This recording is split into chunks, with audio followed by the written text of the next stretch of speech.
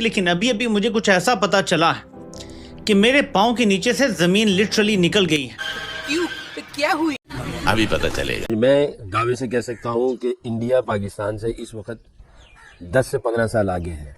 कोई excited match नहीं था, वन साइडेड मैच था जिस तरह इंडिया खेली। और 7 महीने 7 दिन के तवील अरसे के बाद आज उसने जो T20 खेला वो बिल्कुल एकतरफा मुकाबला साबित हुआ। पाकिस्तान के लिए खतरे की घंटी बजा दी है जिस तरीके से उनके बॉलर खासतौर पर कुलदीप यादव ने बॉलिंग की। और सिर्फ 13 ओवर के अंदर 57 रन्स के ऊपर यूएई की टीम सिमट गई। और बाय द वे ये वो यूएई टीम थी जिसने पाकिस्तान को 170 मारा था। हैं? हमें 170 कैसे इन्होंने कर लिया था? अच्छा, फिर कोई नई टीम होगी। अली शान साहब ने 22 स्कोर रन्स किए हैं। मोहम्मद वसीम कप्तान ने, जिसने हमारे खिलाफ बड़ी अच्छी बैटिंग की थी, उन्होंने 19 किया। मोहम्मद जुहैब जिसने पाकिस्तान के खिलाफ अच्छा स्कोर किया 2। राहुल चोपड़ा 3। आसिफ खान जिसने पाकिस्तान के खिलाफ 5-7 छक्के मारे थे 2। माशाल्लाह 57 रन्स के ऊपर यूएई की टीम सिमट गई है। और ये वैसे वो यूएई की टीम थी जिसने हम पाकिस्तानियों को बड़ा तंग किया था। राशिद भाई, स्ट्रॉन्ग तो है टीम इंडिया, वेरिएशन और वैरायटी भी उनके पास बहुत है। जी बिल्कुल स्ट्रॉन्ग टीम है और स्किल वाइज भी बहुत आगे है। परफॉर्मेंस बहुत ज्यादा दी हुई है इंटरनेशनल में भी और डोमेस्टिक में भी। हम लोग स्ट्राइक रेट की बात करते हैं, इनके स्ट्राइक रेट देखते हैं इंटरनेशनल की तो आपकी खुली हो जाती जी दंग। लेकिन अगर इंडिया को फेवर देने की बात आती है तो ये यूएई तो उनका अपना होम ग्राउंड है। अच्छा, तो मैं ये तो नहीं कह रहा कि, लेकिन माजी में ऐसी बातें होती रही हैं कि कहीं ना कहीं किसी ना किसी तरीके से इंडिया को फेवर पहुंचाने की कोशिश की जाती है। तो हम सबको पता है कि फेवर पहुंचाया जाता है। चूतिया साला कुछ भी बोलता है, मादर चौथ। अक्कल नाम की चीज नहीं, गांडू लोग तुम लोग।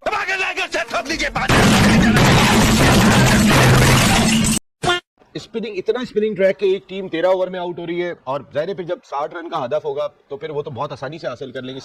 लो ये तो मुद्दे लगा साला। कि भाई निशाना जो है वो यूएई पे लगाया लेकिन पोटी उनकी निकल गई। जो बोल रहे हमारी टीम में 2-3 ऐसे प्लेयर हैं जो जसप्रीत बुमराह का वेट कर रहे हैं और जसप्रीत बुमराह के लिए उन्होंने खुद को बनाया हुआ है।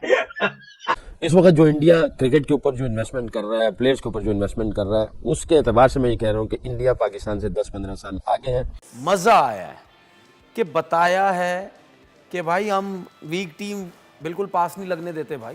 एज अ प्रोफेशनल हम यही बात करते हैं। कोई भी दुनिया की टीम जब उस लेवल पे चली जाती है और रैंकिंग में जब पहली नंबर पे, एशिया में उसका कोई मुकाबला नहीं है। मैं लाखों दफा बोलूंगा, कोई मुकाबला नहीं है इंडिया से एशिया की टीम का, किसी का कोई मुकाबला नहीं है। दुनिया की रैंकिंग की नंबर 1 की टीम है वो, ठीक है। अब जिस तरह की इन सारे इनके स्पिनर्स ने अपनी फॉर्म शो की है तो सारे बैट्समैनों को तो आप सोच के आना पड़ेगा कि हमने इनके खिलाफ क्या स्ट्रेटेजी के साथ क्रिकेट खेली। टीम है वो बहुत जबरदस्त, इनकी टीम है। सीनियर प्लेयर्स की कमी बिल्कुल महसूस इस मैच के अंदर हुई नहीं। हमें पता था कि कोई मुकाबला नहीं है यूएई का भारत के साथ, लेकिन इतनी डोमिनेंस जो उन्होंने आज दिखाई है दैट इज स्कैरी। ठीक है ना। तो जिसके बारे में हम बार बार अपनी टीम के बारे में भी कहते हैं कि भाई ये वो इंडिया की टीम एक जमाना था कि जब हमारी टीम ग्राउंड में उतरती थी तो उनकी टांगें कांपती थी। ठीक है, अब क्या सिस्टम है, अब वो टीम जब ग्राउंड में आती है हमें प्रॉब्लम्स होती है, पूरी दुनिया को प्रॉब्लम्स होती है। तो ऐसा लगा कि थोड़ा सा एडवांटेज जो है वो इंडिया को, उनके स्पिनर्स अच्छे, इतनी स्पिनिंग ट्रैक T20 क्रिकेट में कहाँ होता है। अगर ये वाले ट्रैक हर जगह पे रखेंगे, पाकिस्तान के भी तीनों स्पिनर उतरते, इनके भी तीनों स्पिनर उतरते, देखते हैं कि कितना ट्रेंडिंग ट्रैक रखते हैं ये, हम उस दिन देख लेंगे। अबे साले मारूंगा इतने पटके तुझे। इंडिया से खुद को कंपेयर करता है। वो तो पाकिस्तान वाले खुश हो रहे थे कि यार अच्छा हुआ विराट कोहली से जान छूटी। ये जो टीम आई है ना, ये जो अभी इस टाइम खेल रही है लड़के, ये अभिषेक शर्मा, ये शिवम दुबे, ये शबनम गिल। क्या बोला तूने? ये शबनम गिल। अबे साले। हेलो फ्रेंड्स, जय Hind. India Pakistan special news में आपका स्वागत है। दोस्तों, भारत की यूएई के खिलाफ एकतरफा जीत के बाद पाकिस्तानी जमकर तारीफ कर रहे हैं, जिसमें तनवीर अहमद से लेकर वसीम अकरम तक ने यह कहा कि भारत का अब पाकिस्तान के साथ कोई भी कंपैरिजन नहीं। भारत पाकिस्तान को 14 तारीख को अच्छे से ठोक देगा। जैसा कि आपने इंट्रो में देखा कि कैसे सकलेन मुश्ताक पूरी पाकिस्तान मीडिया के सामने ये कहने पर अब मजबूर हो गए कि भारत के साथ हमारा कोई भी मुकाबला नहीं है।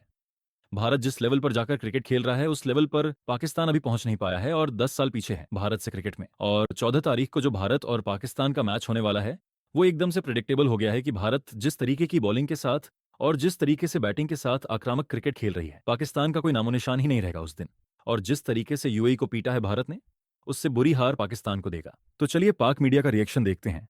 अगर चैनल पर नए हैं तो प्लीज चैनल को सब्सक्राइब कर दें, वीडियो को लाइक करके कमेंट सेक्शन में अपनी राय जरूर लिखें। कोई एक्साइटेड मैच नहीं था, वन साइडेड मैच था। जिस तरह इंडिया खेली, मैं दावे से कह सकता हूं कि इंडिया पाकिस्तान से इस वक्त 10 से 15 साल आगे है। स्किल्स पाकिस्तान के पास है, टैलेंट है। 10-15 साल किस चीज़ में आगे है? जिस तरह वो प्रोफेशनल वे में अपने प्लेयर्स को डेवलप कर रहे हैं, मेंटली वो 10-15 साल आगे हैं, सेल्फ बिलीफ में वो 10-15 साल आगे हैं, क्रिकेटिंग नॉलेज, क्रिकेट अवेयरनेस के एतबार से वो 10-15 साल आगे हैं। क्योंकि पाकिस्तान जो है वो क्रिकेट अवेयरनेस का उनको इतना आइडिया नहीं है, एक्सपोजर उनको इतना मिला हुआ आता नहीं है, कॉन्फिडेंस जाहिर है वो इतना ज़्यादा नहीं है, गलियों मलियों से खेल के और स्टेडियम में चले जाते हैं। क्योंकि मैं खुद ऐसे ही रास्ते से निकला हूँ। 10-15 साल का गैप जो है वो बहुत बड़ा गैप होता है। इंडिया आउटस्टैंडिंग बैटिंग की, तो इंडियन प्लेयर्स की जो बॉडी लैंग्वेज थी, तो इंडियन प्लेयर्स के सारे जो एक्शंस थे, उनका जो खेलने का अंदाज था करना, उनकी जो आंखों में स्पार्क थी, इससे समझ आता है कि प्लेयर्स को कैसे तैयार किया जा रहा है। और उनकी जो बॉडी लैंग्वेज, उनका जो एग्रेशन, सेलिब्रेशन, उनकी यूनिटी और जो फिर उनकी स्किल्स थी और जो उनकी फिजिकल फिटनेस थी, वो सारी चीज़ें बता रही हैं कि वो कितना प्रोफेशनल वे में काम कर रहे हैं।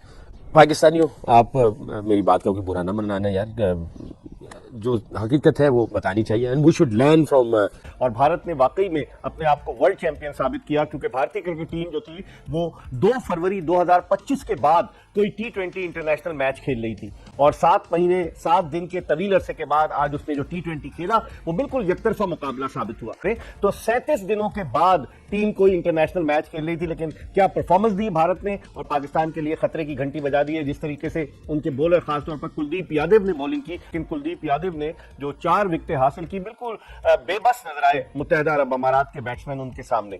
और ये मैच भारतीय क्रिकेट टीम जो है वो विराट कोहली और रोहित शर्मा के बगैर खेल रही थी, जो आज भारत ने बिल्कुल आउट क्लास कर दिया। नोबडी वाज एक्सपेक्टिंग कि इतना वन साइडेड होगा, सिर्फ 19 ओवर में मैच ही खत्म हो गया। बिल्कुल, और जिस तरह उनके बॉलर्स ने मैस्मराइज कर दिया है यूएई के बैटर्स को, और जैसे ही स्पिनर्स जो है वो इंट्रोड्यूस हुए, एकदम से शिफ्ट आया। फास्ट बॉलर्स को बड़ा अच्छे तरीके से खेल रहे थे, लेकिन स्पिनर्स के ऊपर आके बिल्कुल एक्सपोज हो गए। क्वालिटी स्पिन होमवर्क जो था ना वो बड़ा जबरदस्त था इंडिया का। उन्होंने आके, सही है कुलदीप हो गया या वरुण हो गया, अच्छे बॉलर है, बहुत मुश्किल है उनको रीड करना, मगर उन्होंने राइट एरियाज में बॉल की भी है, बाकायदा होमवर्क दिख रहा था। आप देखें पिच में ऐसा ब्रेक नहीं था, उन्होंने अपने पेस को वेरी, लेंथ को वेरी करके, चालाक बॉलर है। अगर आप देखें ना, वो होता है ना बाइट वाला ब्रेक हो रहा है, ऐसा कुछ नहीं हो रहा, शारजा में हो रहा था।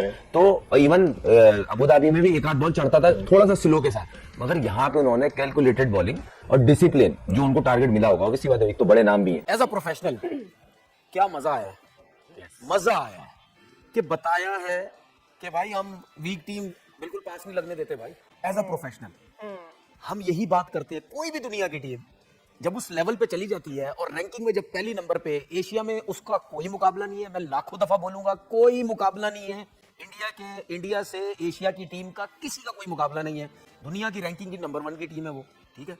तो भाई सिस्टम, मेरिट, प्लेयर्स, तसलसल, ठीक है, बताया है कि सिस्टम। अगर यही टीम, इस टीम ने 57 पे आउट किया, 4 ओवर 5 ओवर में मैच पूरा करके साइड पे हो गए, पसीना तक नहीं निकला उनका, ना प्रॉपर कप्तान का दिमाग यूज हुआ, ना कप्तान के ऊपर टेंशन आई, ना प्लेयरों पे टेंशन आई। बॉलर इस तरह गेंद कर रहे थे जैसे भाईजान खाली विकेटों को बॉल मारनी है, ठीक है, ये टांगों में बॉल मारनी है, बल्ले पे बल्ला है ही नहीं उनके पास।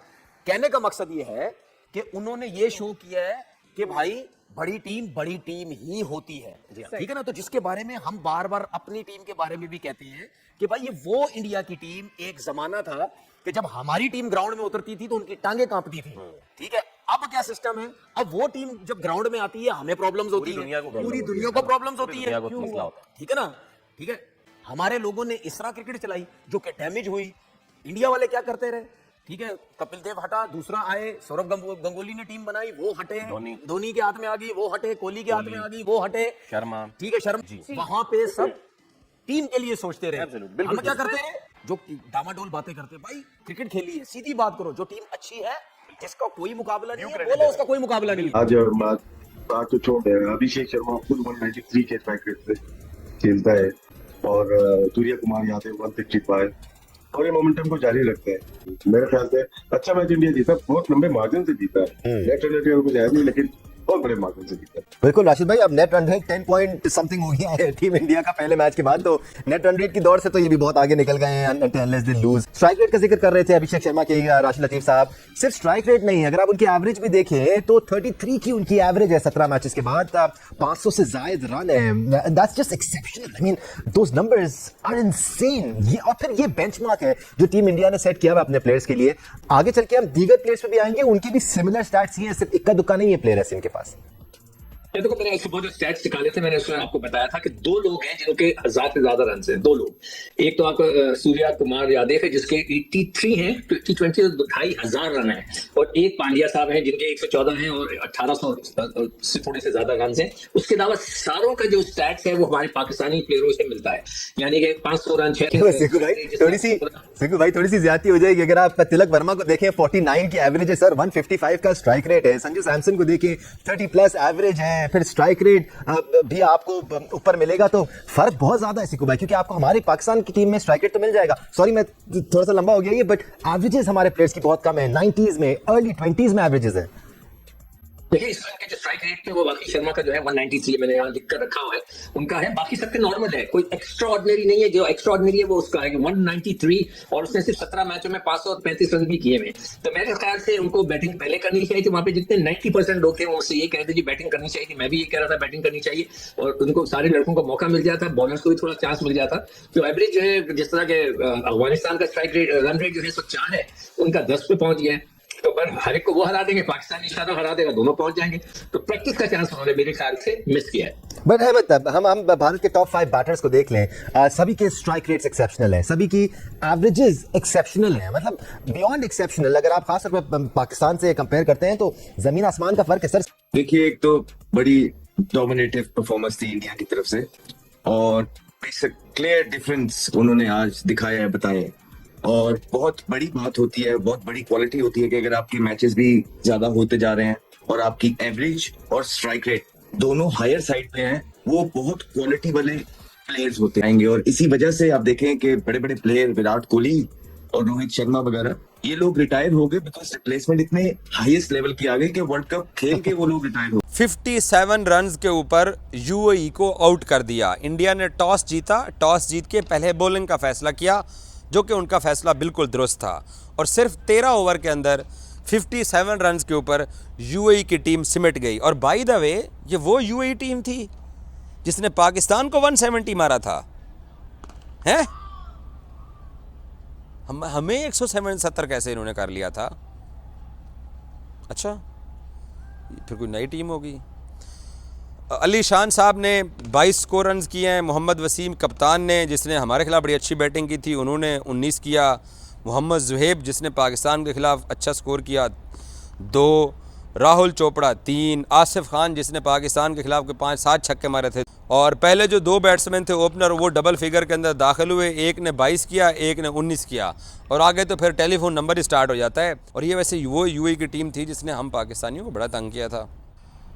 हैं, 57 रन के ऊपर यूएई की टीम को इंडिया ने आउट कर दिया दुबई स्टेडियम के अंदर। तो हम पाकिस्तानियों को डरना चाहिए, थोड़ा सा हम डर लें, घबरा लें हम थोड़ा सा, क्या ख्याल है? नहीं, हम नहीं घबराएंगे ना हम डरेंगे। हमारा पाकिस्तान का जो बैटिंग है वो यूएई की तरह नहीं। अलबत्ता यूएई ने ये बात सच है, शारजा में पाकिस्तान की बहुत धुलाई की थी, छक्के लंबे लंबे मारे शारजा स्टेडियम के बाहर से गेंद उठा के हम आते थे। और वो खुद उन्होंने 57 के ऊपर टीम को बुक कर दिया है।